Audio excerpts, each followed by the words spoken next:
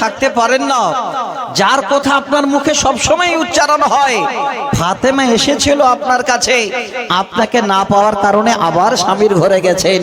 আল্লাহ রাসূল ঘরে না ঢুকে আবার হাঁটতে হাঁটতে একদম মেয়ের দরজায় গিয়ে আওয়াজ দিচ্ছে, ফাতেমা আমি তোমার আব্বা তোমার দরজায়, বলো তোরে মা আমার জামাই আলী বাড়িতে আছে কিনা।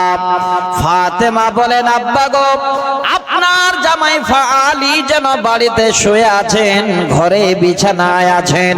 নবী বলেন, ফাতেমা আমার জামাইকে ঘরে থাকতে বলো, আমি নবী নিজে যাই। আল্লাহর নবী জামাইয়ের ঘরে গিয়ে আলী রাদিয়াল্লাহু তাআলা আনহুর কাছে এবার বিছানায় বসলেন। ওই মুহূর্তে ফাতেমাকে ডেকে নিয়ে জামাই এবং মেয়ে নিজে মাঝখানে বসে ফাতেমাকে বলেন, বেটি রে আমার খোঁজে গিয়েছিল মা, বলো তো কি প্রয়োজন ছিল। ফাতেমা বলেন, আব্বা এমন জরুরি কোনো বিষয় ছিল না, আমি একটা দাসের আবেদনের জন্য আপনার কাছে গিয়েছিলাম। আপনাকে না পেয়ে আবার বাড়ি ফিরে এসে আমি আমার ঘরে কাজে ব্যস্ত হয়ে যাই। আল্লাহর নবী নিজের মেয়েকে এবার মাথায় হাত বুলিয়ে দিয়ে বলে, ওরে ফাতেমা আমি তোমার আব্বা বলছি শোনো, মারে তোমার দাসীর প্রয়োজন নাই, এমন তোমাকে উপহার তোমার আব্বা দিয়ে যাচ্ছে। হ্যাঁ বেটি, সারাদিন স্বামীর ঘরে তোমার যখন কাজ কর্ম শেষ হয়ে যাবে, রাতের বেলায় যখন বিছানায় শুইতে যাবে, বেটি রে আমি তোমার আব্বা তোমাকে জীবনের জন্য কল্যাণমূলক বাক্য শিখিয়ে দিচ্ছি। ওরে বেটি, শুয়ার টাইমে তুমি 33 বার সুবহানাল্লাহ বলবে, 33 বার আলহামদুলিল্লাহ বলবে, 34 বার আল্লাহু আকবার বলবে। এই শব্দগুলো তুমি গুনগুন গুনগুন করে পড়ে শুয়ে যাবে। আল্লাহর কাছে দাসীর থেকে অনেক অনেক মূল্যবান সম্পদ আল্লাহ তোমারে দেবে। সেই হাদিস শোনালাম, যার মধ্যে এতটুকুন কিলো কাললেই। হাদিসটা শোনালাম কেন? এই মডেলটাকে দেখার জন্য। তিনি কে? সাইয়্যিদাতুন নিসায়ে মিন আহলিল জান্নাহ, যিনি হলেন জান্নাতের মেয়েদের সর্দারনী ফাতেমা। এত বড় ডিগ্রিধারী আল্লাহ রাসূলের বেটি জামাইয়ের ঘরে গিয়ে, এই শ্বশুর ঘরে গিয়ে, অর্থাৎ স্বামীর কাছে গিয়ে একবারও বললেন না যে আমি তোমার ঘরে জাতা পিষতে পারবো না, খাবার তৈরি করতে পারবো না, কারণ তুমি হলে আমার স্বামী। আল্লাহ রাসূল বলছেন, ফা ইন্নামা হুয়া জান্নাতুকা ওয়া নারুক, স্বামী তোমাদের জন্য জান্নাত এবং জাহান্নাম। আমার মা আজকে আপনাদের অনুরোধ করছি, আপনারা যত বড় শিক্ষিত হন না কেন, আপনার স্বামী যদি একটা ভ্যান চালক হয়, একটা টোটো চালক হয়, একটা যদি রাজমিস্ত্রির যোগাড়ি হয়, আপনি সেই স্বামীকে মাথায় রাখবেন, সেই স্বামীটাই আপনার জন্য জান্নাতের ঠিকানা হবে। আমি অনুরোধ করছি, যেই মায়েরা বোনেরা বসে আছেন, আজকে আপনাদের আর একটা বুখারীর হাদিস শোনাচ্ছি। যেই হাদিসটা আপনাদের শোনার জন্য আবারও জন্য আমি আহ্বান জানাচ্ছি। 5224 নম্বর হাদিস সহিহ বুখারীতে। এই হাদিসটাতে আবার আর একটা আপনাদের মডেল হিসাবে একজন মেয়ের নাম আবার উল্লেখ আছে। তিনি কে? হযরতে আবু বকরের মেয়ে। হযরতে আবু বকরের মেয়ের আপনারা বাক্য বা কথা শুনলেন হযরতে আয়েশা। আয়েশার বোন, যার নাম হলো আসমা বিনতে আবি বকর রাদিয়াল্লাহু তাআলা আনহা। আয়েশার বোন আসমা, তিনি বলছেন, আমাকে আমার আব্বা বিয়ে দিলেন, স্বামীর ঘরে গেলাম, আমার স্বামীর নাম হলো জুবাইর রাদিয়াল্লাহু তাআলা আনহু। তিনি কেমন? আগে তিনার বর্ণনাটা বলি। এখন বর্তমানে যদি কোনো মা, কোনো বোন, কোনো খালার স্বামী একটু চলার জীবনে কম বুঝে, একটু যদি অলস হয়, তো আমার মায়েরা ওই স্বামীর উপরে কথা বলে, তুমি কেমন মানুষ হলে জি? এত আলসা মানুষ হয় নাকি? তুমি এত কম বুঝো কেন? মনে হয় কত যে বেশি বুঝে আমার মা বোনেরা। শোনেন, শোনাচ্ছি। হযরতে জুবায়ের রাদিয়াল্লাহু তাআলা আনহু তিনি ছিলেন একটু অলস, আলসা, খুব তাড়াহুড়া ছিল না। এবার তিনার সঙ্গে হযরতে আবু বকর মেয়েকে বিয়ে দিলেন, আসমার সঙ্গে জুবায়েরের বিয়ে হলো। এবার হযরতে আসমা বলছেন আমি স্বামীর ঘরে গেলাম, তো স্বামীর ঘরে গিয়ে দেখছি না কোনো জায়দাত আছে না কোনো মাল আছে। কি জীবন, কি সময় তাদের কেটেছে। এখন বর্তমান আমরা কারো যদি একটা মেয়ে বউ হিসাবে আনতে যাই, আগে বাড়ি ঘরটাকে লেপা পুছা করে সাজা গুজা করে খাট পালং নিজে নিজে কিনে ভালো করে ফ্যান লাগিয়ে তারপরে বিয়ের প্রস্তাব। কিছুই নেই ঘরে, হযরতে আসমার সঙ্গে হযরতে জুবায়েরের বিয়ে হয়ে গেল। হযরতে আসমা বলেন আমি আমার স্বামীর ঘরে গেলাম, গিয়ে দেখি না কোনো জায়দাত আছে না কোনো মাল আছে, এই রকমের ফাঁকা ঘর। আমি আমার স্বামীকে জীবনের সঙ্গে মনে করে নিয়ে সংসার শুরু করে দিলাম। তারপরেও যদি দেখি আমার স্বামী একটু এতই অলস, নিজের ভিতরে যেন কোন রকমের চিড়চাহাড় নাই, তাড়াহুড়া নাই, এতই অলস মানুষ, আমি এইভাবে করে আমার সংসার এবার শুরু করলাম। আমি যদি দেখি আমার স্বামীর বাড়িতে দুইটি জানোয়ার বাঁধা, একটা উট আর একটা ঘোড়া যেন বাড়ির সাইডে বাঁধা আছে, সে ঘোড়া খিদার জ্বালায় ছটফট করে। আমার স্বামী অলস মানুষ, তাড়াহুড়া করেও যেন যায় না। আমি আসমা নিজের জীবন শুরু করলাম স্বামীর ঘরে। এবার যদি দেখছি সেই ঘোড়া খাবার জন্য ছটফট করে, আমি আসমা নিজেই যেন ঘোড়ার কাছে গেলাম। এবার চারাগুলো নিয়ে বসে বসে আমি চারা কাটলাম, চারা কেটে এবার ঘোড়াকে খাবার দিলাম। উটকে নাকিল ধরে বাইরে নিয়ে গিয়ে পানি ডুহে বাড়ি ফিরলাম। এই অবস্থায় আমার জীবন আমি আমার স্বামীর ঘরে শুরু করলাম। হে মা, হে বোন আমার, আজকের দিনে যেই মা জীবন আপনারা হয়তো গরিব ঘরে বিয়ে করেছেন, আপনার গরিব স্বামীকে পেয়েছেন, আপনার স্বামী একটু যদিও কম বুঝে রে বোন, জেনে রাখবেন সেটাই আপনার জান্নাতের জারিয়া। ইতিমধ্যে হযরতে আসমা বলেন এবার আমি শুধু এই করে থেমে গেলাম না, আমি রান্না করব। বাড়িতে কোনো লকড়ি খড়ির ব্যবস্থাও ছিল না। আমার স্বামী মদিনায় নবীর সঙ্গী ছিলেন, আল্লাহর নবী 2 বিঘা জমি আতা করেছিলেন। ওই জমিনটা আমার স্বামীর ঘর থেকে প্রায় 2 মাইল দূরে। আমি আসমা আমার স্বামীকে ঘরে রেখে দিয়ে অনুমতি নিয়ে আমি চলে যেতাম জমিনে, সেখানে চারা কেটে নিয়ে আবার মাথায় করে বাড়ি ফিরতাম।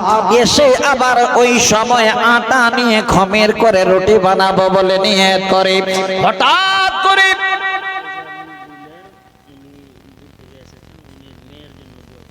আল্লাহু আকবার, আমি ভাবলাম এতক্ষণ ধরে সব দান শেষ হয়ে গেছে দেওয়া, কিন্তু এখনো বাকি ছিল গো। এজাবুল ডিলার ভাই অনেক দূরের মানুষ, মেহমান, উনি এসেছেন আল্লাহর ঘরের জন্য 2000 টাকা দিয়েছেন। আমি খুব খুশি হয়েছি আলহামদুলিল্লাহ। যখনই মসজিদে ঢুকলাম,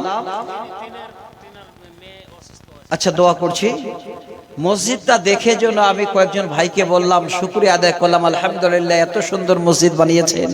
বলে মাওলানা উপরের কাজটা বাকি আছে, তার জন্য জালসার আয়োজন। মনটা ভরে গেল।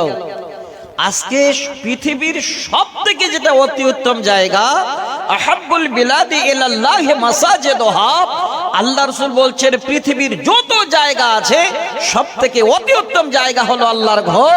সেই ঘরে ডিলার ভাই আমার নিজের মেয়ে অসুস্থ আছেন, তার জন্য 2000 টাকা এই মুসাফিরের কাছে দোয়া নেবে বলে দান করেছেন। আমি ওনার জন্য, ওনার মেয়ের জন্য দোয়া করছি, আপনারা আমিন আমিন বলবেন। ওহে বারে দোয়া করি তোমার কাছেতে এজাবল ভাই ছিল এই মজলিসতে, 2000 টাকা আল্লাহ দিয়ে গেল দান। শুনলাম মেয়ে আছে, তারও প্রমাণ। আল্লাহ মেয়ে বেমারে পড়ে আছে, তুমি শেফাও দানিবে, তোমার থেকে শেফা দেনেওয়ালা নাই জগততে। আল্লাহুম্মা জিবিল বাস রাব্বান নাস ওয়াশফি আনতা শাফি লা শিফা ইল্লা শিফাউকা শিফাআন লা ইউগাদিরু সাকামা। আমিন আমিন সুম্মা আমিন। মেয়ে হলো কলিজার টুকরো। আজকে মেয়ে অসুস্থ আছে, আব্বা বসে থাকতে পারলো না 2000 টাকা মেয়ের সেবার জন্য। আমি আপনাদের অনুরোধ করব, মেয়ের জন্য, মায়ের জন্য, বাবার জন্য, নিজের জন্য, ছেলের জন্য সবথেকে বড় বেমারির চিকিৎসা হলো সাদাকা। দাউ মারজাতুম বিসাদাকা। ইবনে মাজাতে হাদিস, আবু দাউদের হাওয়ালায় 3335 নম্বর হাদিস। আল্লাহ রাসূল বলছেন, দাউ মারজাতুম বিসাদাকা, তোমরা তোমাদের পীড়িতদের জন্য, বেমারিদের জন্য তোমরা সাদকা করো। এত বড় ঔষধ, এত বড় দাওয়াই, এর থেকে বড় দাওয়াই পৃথিবীর বুকে কিছু নেই। আমি সবাইকে জানিয়ে রাখলাম, যারা শেষ পর্যন্ত থাকবেন, না হলো কমপক্ষে নিজের শরীরের বেমারি আছে, আপনার থাইরয়েড আছে, সুগার আছে, ডায়াবেটিস বলছে আমরা, আর অন্যান্য রোগ আছে। আমার মায়েরা 100টার মধ্যে 95টা মা অসুস্থ। যাবার টাইমে একটু হাতটা বাড়িয়ে দিয়ে যাবেন। আল্লাহ নিজেই বলছেন, ফাইজা মারিস্তু ওয়া হুয়া ইয়াশফিন, যখন তোমরা বেমারিতে পড়ো, পৃথিবীর বুকে 1 নম্বর ডাক্তার আমি তোমাদের ভালো করি। আল্লাহ যদি শেফা না দেয়, ডাক্তার গুলে যদি খেয়ে নেন, আপনি কোনোদিন ভালো হতে পারেন না। তো ভাইজান, আমার ডিলার ভাইয়ের মেয়ের জন্য দোয়া করলাম, আল্লাহ তুমি মেয়েকে সুস্থ করে দাও, তিনার বেমারকে শেফা দাও। যেই বেমার হয়ে আছে আল্লাহ তুমি সব জানো।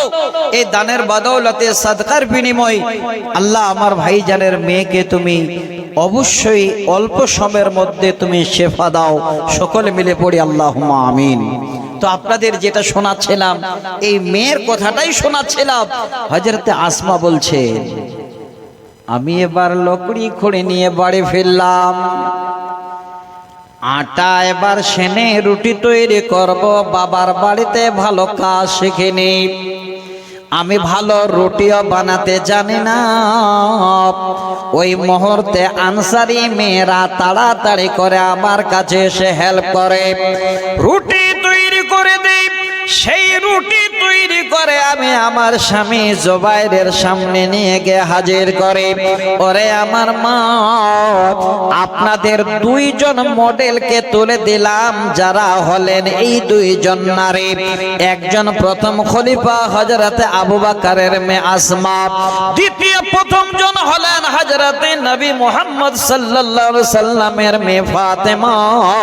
যারা এত বড় ডিগ্রি ধারে হওয়া সত্ত্বেও তারা স্বামীর উপরে এতটুকুন কোন নারাজমূলক কথা বলে নাই।